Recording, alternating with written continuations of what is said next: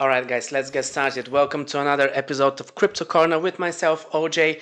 I've been in the crypto space since 2016 guys, and I've been an investor and analyst of Bitcoin and crypto in general all these years. And quite frankly, this, which I'm going to tell you right now, is really baffling to me. So we have another prediction, another very bold prediction about Bitcoin going to $1 million, not in the next year or in the next 3 years or anything like that, which many analysts are predicting, but in 90 days, in 3 months from now, someone, and not just anybody, a former STO of Coinbase is predicting Bitcoin to go to $1 million. Let's talk about it. Let's get started. You're watching Crypto Corner.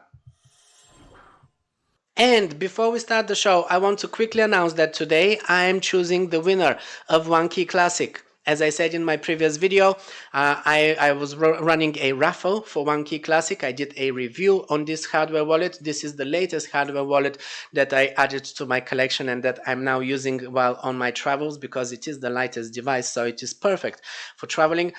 So we were running a raffle. I asked of you to just leave comments on my review video of One Key Classic, and today I will pick one winner to win a brand new device, One Key Classic. So make sure that you watch until the end, which is when I will be picking the winner. Now let's start the show. Welcome to the Crypto Corner video podcast, everyone. This is the show where we talk everything crypto related to help you navigate easier and safer in the crypto space.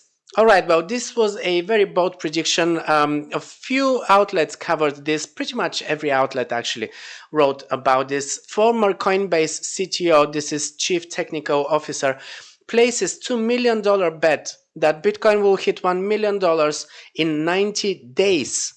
Guys, I mean, seriously, this sounds amazing and everything, but is it realistic? I mean, this was a bet that was in response to a financial expert, James Medlock.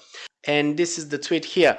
$1 million bet he places that the US dollar is not going to enter hyperinflation despite the recent collapse of banks in the US. Well, I personally feel that hyperinflation is inevitable. Many analysts are also agreeing with that stance because they just printed another, I don't know, I don't have the number on top of my head, but a few billions of dollars in the last couple of months. And as you know already, in the last couple of years, 80% of the circulating dollars were printed in just the last couple of years during the COVID pandemic. So extreme measures, it wasn't only the US, many countries around the world did the same. They printed, copious amounts of their currencies, and this is why so many countries, pretty much the whole world right now, is having this hyperinflation, or at least extreme inflation. If not hyperinflation, at least extreme inflation. And of course, this is calling for another economic collapse. We already saw a few big banks in the US collapsing. They're not going to be the only ones. I'm pretty sure that more will follow. But back to this bet here. So the former STO of Coinbase, this is the tweet here. He is saying, I will take that bet. And he says, you buy one Bitcoin, I will send $1 million. And the term, he says, is 90 days. 90 days, guys, this is 3 months. What would it take for Bitcoin to actually go to $1 million? Because that's what he says here. He's sending $1 million for one Bitcoin, right? This is the bet. He's basically saying Bitcoin is going to $1 million in 90 days. What will it take? I mean, he is justifying that with quite a few things. Maybe before I go into analyzing whether this is possible or not, let's see his take. He says that just as in 2008, the bankers lied. This time, the central bankers, the banks, and the bank regulators have lied to all dollar holders and depositors. This isn't your typical fractional reserve situation, he says. The problem is that there isn't enough in the banks on mark-to-market basis to cover withdrawals. They knew this through all of last year and communicated it internally in their coded language. It's obvious from the graphs below. He's including these graphs, which you're seeing now on the screen. The central banks, the banks, and the banking regulators all knew a huge crash was coming. And he continues, just like SBF, Sam Bankman-Fried, used your deposits to buy shitcoins using accounting tricks to fool himself and others into using the money, so too did the banks. They all used the deposits to buy the ultimate shitcoin, long-dated US treasuries, and they all got wrecked at the same time in the same way because they bought the same asset from the same vendor who devalued it at the same time, the Federal Reserve. Okay, now I'm gonna skip here a little bit because we don't really need to read the whole thing. The tweet is available, you can go and check it out. He says, so anyone who bet on long-term treasuries got killed in 2021, and now anyone who bets on short-term treasuries is going to get killed in 2023. The absolute worst place you can be is to have large amounts of assets locked up in 3-month treasury bills. The 5% interest rate offered by big banks is a trap. Most fiat bank accounts are now a trap for those countries whose central bankers followed the Fed. And then he provides references and everything. He ends, if you trust US bankers and US media, ignore me. Otherwise, buy Bitcoin and get your coins off exchanges. Very good advice and very bold statement. But is this realistic? Is it even possible? Let's find out. What would it take for Bitcoin to go to $1 million? As of right now, as we are at around 27,500, in fact, we are touching 28,000 again by the look of it. We just surpassed 28,000 yet again, coming yet again into my region, into my perfect, first target for unloading. And I was unloading because let's first have a quick look at Bitcoin before we actually go into that prediction. So in my previous analysis, I was drawing this here Fibonacci levels, and I placed my first target for selling Bitcoin at this golden Fibonacci pocket ratio, which is actually right now we are touching yet again. It is sitting at 28,300 to 28,600. We touched it last night. I unloaded a lot of my Bitcoin, and I was repurchasing now as we dipped. We dipped very briefly. We went to 27,190, 27,200. I was repurchasing, and now we are entering it again. And yet again, I will be selling because, as you can see, this stochastic RSI and even simple RSI, both of them in the overbought region, indicating that a deeper pullback, a bit of a bigger pullback is coming. That's inevitable. But I exited all of my altcoins. In my previous videos a few weeks ago when I was in Vietnam, I recorded 3 videos where I told you which are the altcoins that I was buying at the time. And these were good calls. I did very good profits on these altcoins, but I exited almost all of these altcoins, pretty much all of these altcoins, when we started pumping here in the Bitcoin dominance. As you can see, Bitcoin dominance is really high right now at 47%. We haven't been there. We haven't been in those levels since, June 22. So pretty much for a year, we haven't actually reached these high levels. And before that, we were back here in October 2021. So these are levels that we don't really go to. We don't really reach these high levels in dominance of Bitcoin very often. So this is not unprecedented, but for the time being, this is perfectly showing you that it's not really the time to be in altcoins. Right now, the money should be in Bitcoin, and this is also confirmed by this chart which I showed you from Token Metrics. One of the indicators that they have is basically showing you whether we are in a Bitcoin season or altcoin season, they call it. And on the 8th of March, we actually dropped here into Bitcoin season. So pretty much since the beginning of March, we have been going into Bitcoin season. This is why I was exiting a lot of my altcoin positions slowly but surely, and over the last few days, more aggressively, I exited all of my pretty much 90% of my altcoin positions. I still hold some Matic and maybe some Link and a few things, but small bucks. Right at this point, it's small bucks, no more than a couple of $1,000s each. So At this point, I'm actually in Bitcoin and in stable coins. When I'm exiting Bitcoin, I go into stable coins and I go into TUSD for the moment, true USD, because this is one of the stable coins that doesn't really have that much controversy around it. I am still using BUSD because I'm trading on Binance, and it's just easier. It's convenient. But BUSD for me is a very short term. I don't really stay in BUSD for too long, and I sometimes go into USD Tether as well. But Tether is still quite controversial, so I'm not really safe with Tether. Sometimes I go into DAI as well. Anyways, let's take a quick look at Bitcoin, what's happening right now. We are above the 50th moving average, above the 9th moving average. We are quite high in the RSI, as I pointed out, so I'm expecting a slightly bigger pullback to come over the next day or so, maybe the next couple of days. So throughout this week, we are going to continue with this volatility, which is great for trading. This is giving us a perfect opportunity here for some good swing trades. And here, looking on the weekly, also what I like is that we managed to climb above all of these moving averages. This is the green one is the 21 weekly moving average. Then we have the kind of pinkish one is the 34 moving average on the weekly. Then we have the 50th, which is the orange, and the 9th is the blue one.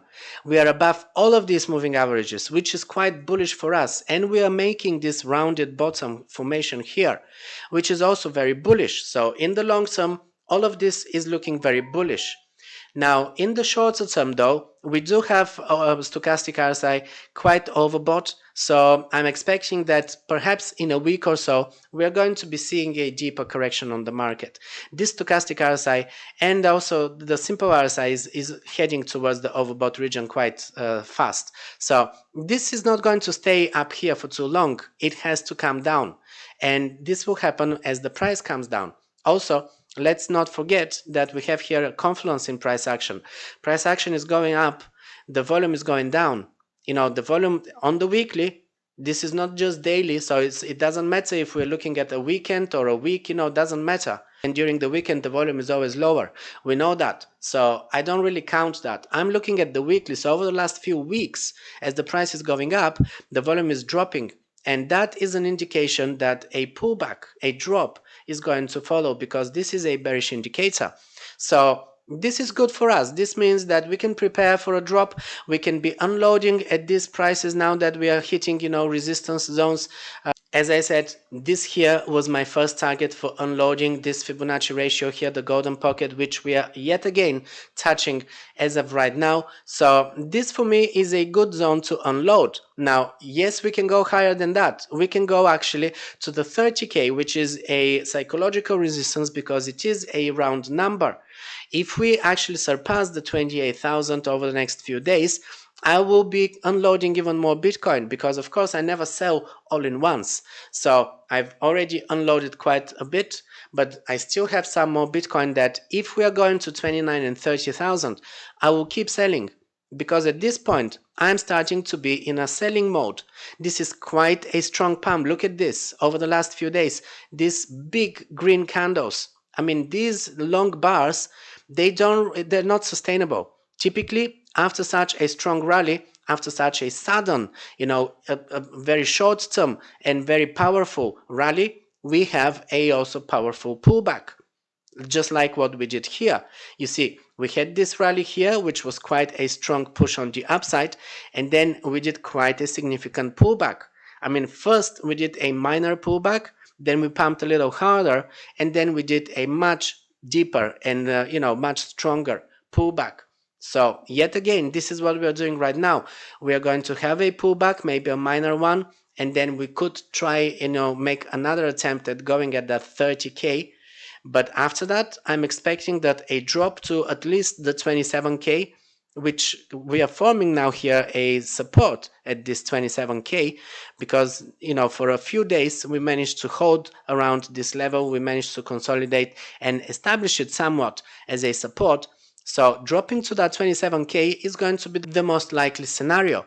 Also, the ninth moving average, this is acting as another support. So, of course, over the next few days, this moving average is going to go a little bit higher. So it would coincide with pretty much 26,500, maybe 27 even. So dropping after, another push towards the upside, dropping to 27,000 or at least to that ninth moving average, wherever it is at the time, this would be the most likely scenario. So be prepared for that. Okay, now let's take a look at what would it take for Bitcoin to actually go to $1 million in 90 days. Well, guys, from let's put here 28,000 because right now we are at 28,000, right? That would require Bitcoin to jump by 3,471%. 3,471%. When did Bitcoin make such a jump in 3 months? Ever? Well, never really. I mean, right now, this would mean that we have to make a bigger jump in Bitcoin than what we did throughout 2017 bull market. This is the 2017 bull market. Bitcoin jumped, which is one of the biggest bull markets in Bitcoin. I mean, it's not the full bull market because it was a 2-year bull market from 2015, end of 2015 to end of 2017. But if we look at that 1 year, this was, one of the biggest jumps in Bitcoin history. 2,434% from January 2017 until December 2017. It took a whole year for Bitcoin to jump by 2,400%. This is the actual whole bull run from 2015 to 2017, 8,600% over the course of 2 years. So yes, we've had this kind of gains. When Bitcoin was under $300, it started at 224 in this bull run, and it ended up in almost 20,000, right? But it's much easier for Bitcoin to make this kind of jumps when it's cheaper. At this price now, at 28,000, it would take so much money to push it to 1 million. It means that people will have to be investing millions and millions and billions, basically. This is the bull run of from 2012 to 2013. A huge bull run again, but it took a whole year and it was 5,500% almost. So this took a whole year from March 2012 all the way until April 2013. At the time, Bitcoin was $4.59 it started and it ended at 255. Well, it's much easier to pump Bitcoin at $4 all the way to 255 because you can buy thousands of Bitcoin with a few $1,000s. But can you buy thousands of Bitcoin now? What would it take for you to actually buy thousands of Bitcoin? And this is also the bull run from 2013. This is the shortest. I mean, the biggest gains in Bitcoin for the shortest amount of time was from July 2013 until November 2013. So we're talking here 4 months or something, and it jumped by 1,400%. So this is really the shortest, biggest pump in Bitcoin, and it was more than 3 months, and it wasn't 3,000%, it was 1,400%, and it was at the time when Bitcoin jumped from $74 all the way to 1,141. I mean, epic bull run by any measure, epic bull run, but it's not 3,000%, and it was not in 90 days. So I don't really see any case for Bitcoin to be jumping right now in the next 90 days to $1 million, to be jumping by 3,471%. There is no way that this could happen. It's just physically impossible for people to find that kind of money to push Bitcoin to $1 million in 90 days. Is Bitcoin going to reach $1 million eventually? Yes, I believe so. Is it going to take more than a year? You bet. It's going to take probably a decade before Bitcoin actually hits $1 million. It's going to take such a inflation, for the US dollar to really devaluate to the point where actually Bitcoin is worth $1 million. It's not going to be in the next year. It's not going to be in the next bull run even. I personally feel that the next bull run can take Bitcoin to around $200,000, maybe 250, something like that. But I don't really see a case for Bitcoin to be going to $1 million, even if more banks are collapsing. How are people going to find the money to buy Bitcoin if their money is locked in banks and they're collapsing? Yes, you can argue that people will rush into Bitcoin as a safe haven, if they see that their money is being devaluated.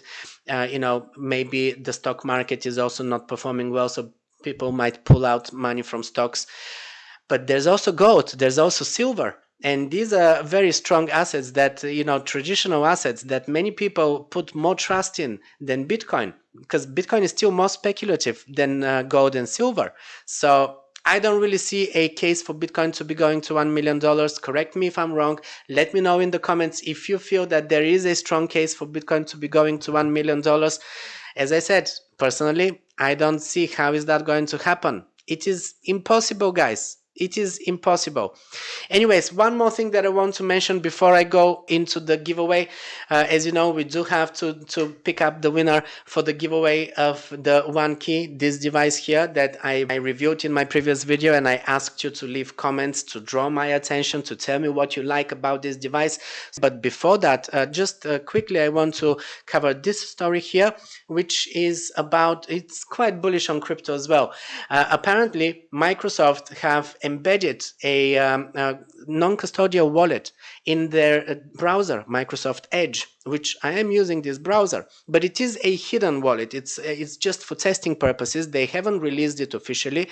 It's not even in beta testing yet. I guess it's in alpha testing, and it is mainly because they want to test future services for Web3, as they say here. So apparently they say it is a non-custodial wallet, meaning you're in complete control of your funds.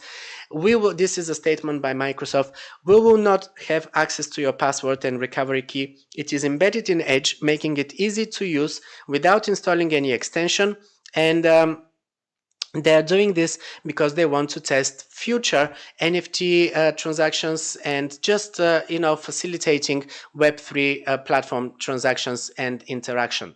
So this is good. This is very good news, because it means that if Microsoft is already preparing for Web3 and NFTs and everything, then they're opening the doors to even more user adoption. So Web3 is not going away, Metaverse is not going away, NFTs are not going away, despite the fact that we are in a bear market and we're already coming out of the bear market. But despite the fact that many people lost trust in NFTs and even the Metaverse, nobody's talking about a Metaverse anymore, right?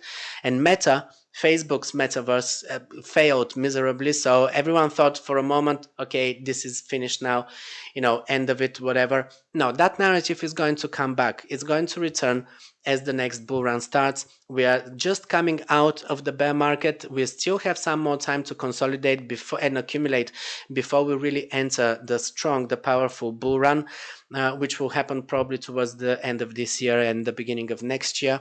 But definitely they're going to return. Metaverse, NFTs, everything is going to return.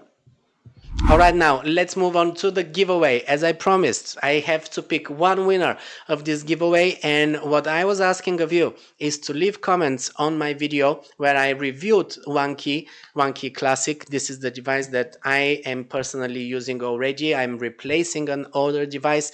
I mentioned that many times because I did have a malfunction when I was upgrading the firmware of an older hardware wallet, a different brand. It malfunctioned and I was never able to complete that upgrade of the firmware. Now, as I said, this is the good thing about these wallets, is that as long as you keep your seed phrase, you're safe, because you can import this seed phrase into a different device and you can use that different device with all of the accounts that you had in that previous device. So that's exactly what I'm doing here with this one. I'm replacing an older device that malfunctioned with this one. This device supports Web3, it supports NFTs, and it supports thousands of tokens, many thousands of tokens, all major blockchains. Go and check out my review if you missed it, because this is definitely a fantastic device. It's so compact and light that for me, for traveling, as I'm traveling now for 6 months in Asia, this is the perfect device. All right, so as promised, I'm picking up one winner. And I asked you to actually leave comments below my video and to draw my attention. And thank you to everyone who was leaving comments. And I was asking of you to actually tell me, what do you like about this device? Many people left comments. Some of you guys didn't actually tell me what you like about this device. And this is how I know that not everyone who was leaving comments actually watched my video. Some of you just saw my posts on social media where I was saying that you need to leave comments, and you just came here and you left comments. So that wasn't enough. I actually wanted you to tell me, what do you like about this device? And the person who did that in the most detailed way, and of course drew my attention straight away, is the red pill. So congratulations, the red pill. He is listing here all the things that he likes about the device. He says, I don't have a hardware wallet, and OneKey has plenty of good things to talk about. Here are 10 reasons why I like this OneKey wallet. He says, open source, supports DeFi and everything Trezor supports. And that means that he actually watched even the interview I did with Sean Han, the business development team member, who was explaining that they based their code on Trezor, but they improved on Trezor. They actually added extra security with their security chip. Also, the operating system is based on Trezor, he says, so I know that he watched the video and he watched the interview as well. Dual security chips that offer better security than Trezor. There we go. Easy authentication via FIDO2. Very light and thin. Choose from 12 or 18 or 24 words seed phrases. This is something that no other wallet is giving you that option. I personally can't think of any other hardware wallet that has offered a choice between 12, 18 or 24. It's either 12 or 24. I don't actually have a hardware wallet that offers 18 words. And this one, you can choose what do you prefer. OneKey servers don't store private user data, and it is cheaper than its competitors, and that is true as well. It is much cheaper than most of its competition in the same category. This is very important. So for me, OneKey is a winner, and for him as well. So you are a winner, Red Pill. Congratulations again. I will contact you.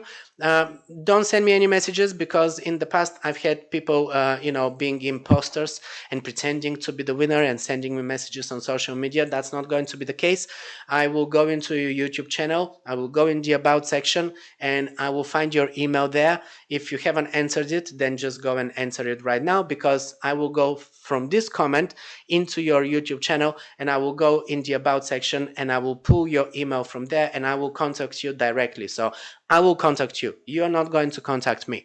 And all I need from you is your physical address that I will pass to the team of OneKey, and they will be sending you the device. And thank you to everyone who participated in this raffle. I'm sorry to those who didn't win, guys, but there's only one winner this time.